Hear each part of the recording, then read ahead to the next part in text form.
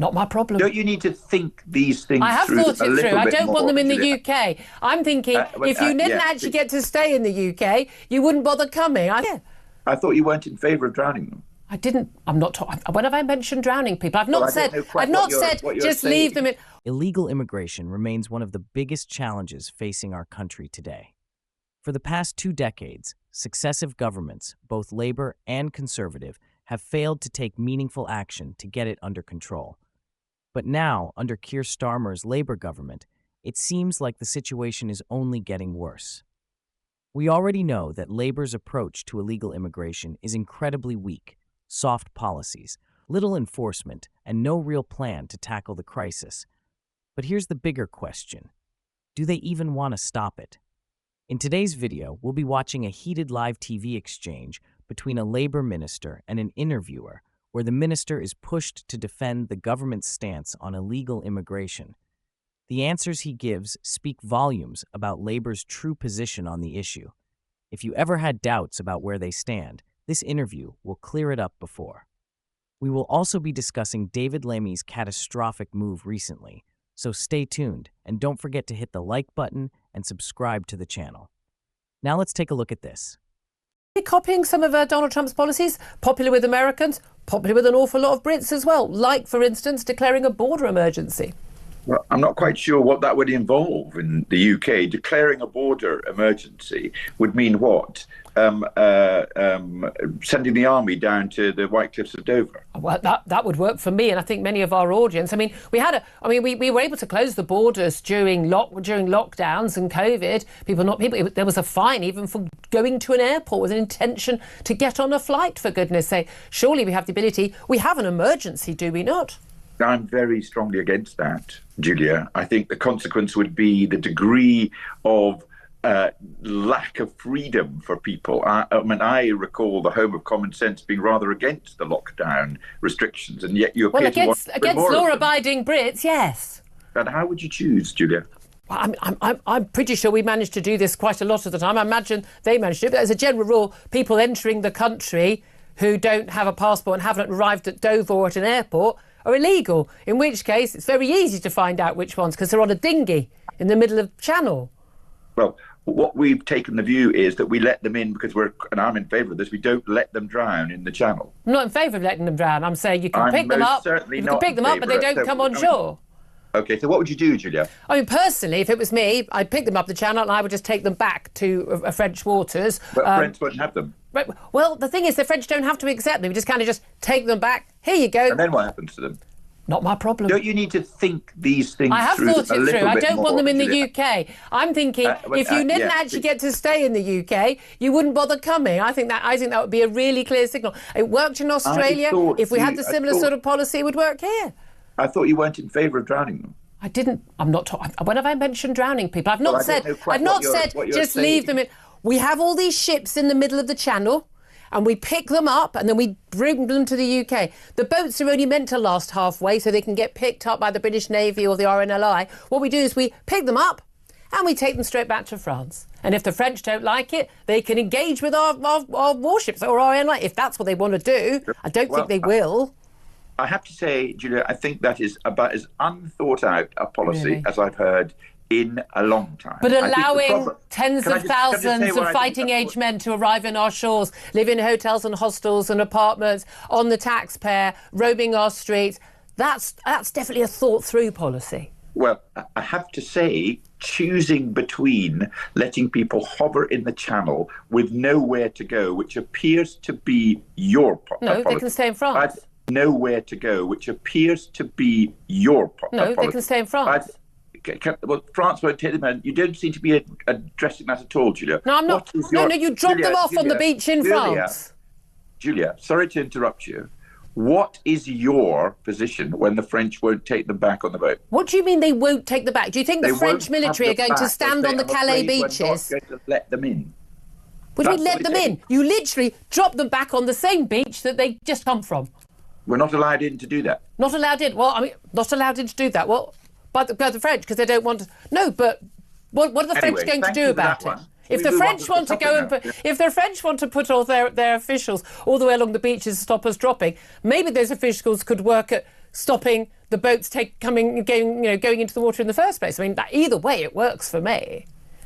Anyway, I think we're disagreeing on this. I'm not in favour of that. No, because you're a Labour. You're in favour of open borders. What about tariffs? I think I'm trying to be practical. I thought I was talking to the home of common sense, but I appear to be talking to the home of cakeism here.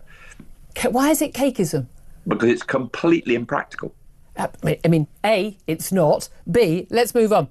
Tariffs to get deportation flights off the ground. Donald Trump issued a threat to the Colombians. Now, let's bear in mind, America has a lot more military might, relative power to American in military and economy versus the Colombians. Basically said, if you won't accept deportation flights to the Colombian government, I'm going to slap 25% tariffs on everything you send to the US starting today. And in a week, they'd double to 50%. Miraculously, within hours, the Colombian government had, allowed those deportation flights to land.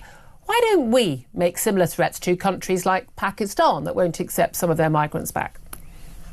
Because I just don't think that is practical either. We are not in favour of a trade warring world, basically. We will have to put up with tariffs which come from the rest of the world as time goes on, but I do not think that would benefit us in the long term.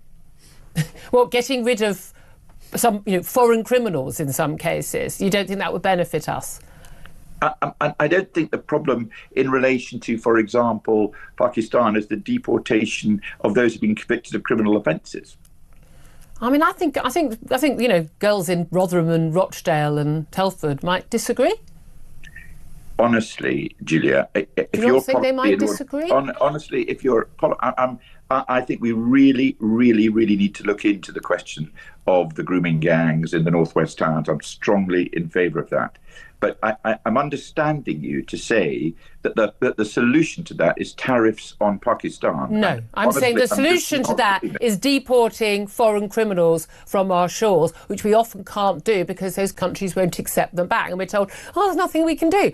Well, Donald Trump has just shown there is something we could do. Maybe we don't have quite the same economic might to make those threats, but my God, it's worth a try, isn't it? I think what you're proposing in relation to Pakistan is the problem in relation to Pakistan is not the problem in relation to the deportation of Pakistani nationals who've committed crimes here. Well, lots of other crimes. I was using Pakistan as an example. But it's a bad example. What are your thoughts on this? Let me know in the comments below. In some other news, David Lammy is about to make a move that could have huge consequences for Britain. Reports have emerged that Labour's Foreign Secretary is set to meet with Caribbean officials demanding trillions in reparations for Britain's colonial past, an issue that successive UK governments have previously refused to entertain. This bombshell development, expected to unfold in the coming weeks, could mark a historic shift in Britain's approach to reparations, with the Foreign Office appearing more open to discussions than ever before. The stakes couldn't be higher. Caribbean leaders, led by the Reparations Commission of the Caribbean Community, CARICOM, have been demanding compensation from former colonial powers for years, with estimates reaching a staggering £18 trillion.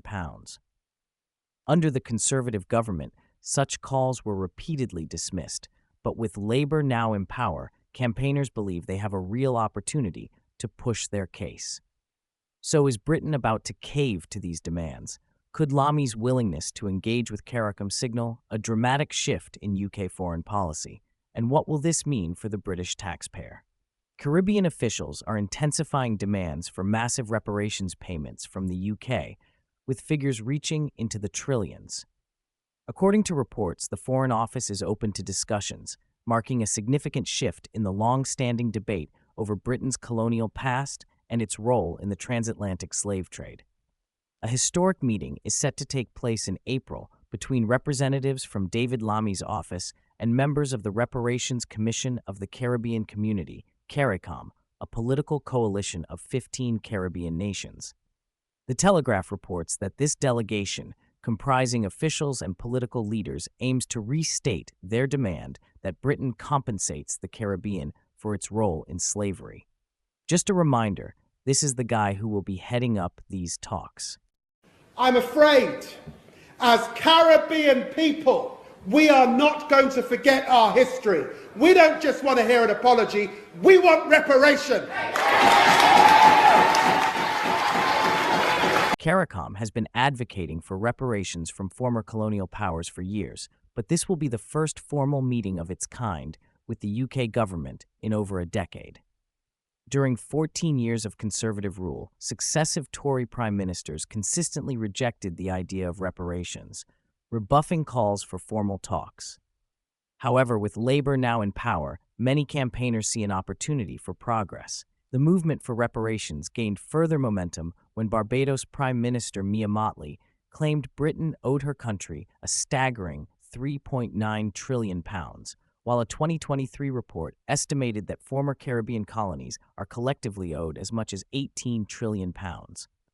Mottley has been vocal on the issue, even pressing Keir Starmer to put reparations on the agenda at last year's Commonwealth Heads of Government Summit in Samoa. Labour figures have expressed varying degrees of support for the idea. David Lammy, the Foreign Secretary, has previously stated that Britain needs a reckoning with its colonial past and a process of repairing. Attorney General Lord Hermer has also voiced support, arguing in a 2020 podcast that there is both a moral and legal case for reparation. Additionally, several Labour backbench MPs, including former party leader Jeremy Corbyn, have backed some form of reparations. Corbyn, now an independent MP, stated at an event in Jamaica last year that Britain's failure to act only strengthens the case for reparations, which he believes should be directed towards healthcare, housing, and education in Caribbean nations. CARICOM delegates are expected to present an updated set of 10 demands for reparations justice when they meet with UK officials. However, the UK government has so far insisted that its position remains unchanged. A Foreign Office spokesperson told The Telegraph that there are currently no plans for a ministerial-level meeting, reiterating that the government's position on this issue has not changed. We do not pay reparations. Despite this, the fact that talks are even taking place suggests a potential softening of the UK's stance, raising questions about whether Labour could eventually shift the official government position as pressure mounts from Caribbean nations, and within certain Labour circles, that the debate over reparations is unlikely to fade anytime soon. Will Labour take concrete steps towards acknowledging and compensating for Britain's colonial past, or will they, like previous governments, refuse to engage? The coming months will reveal just how far the conversation is willing to go. What are your thoughts on what we discussed in today's video? Let me know down in the comments section below, and make sure you do drop a like on this video and subscribe to the channel for more British content.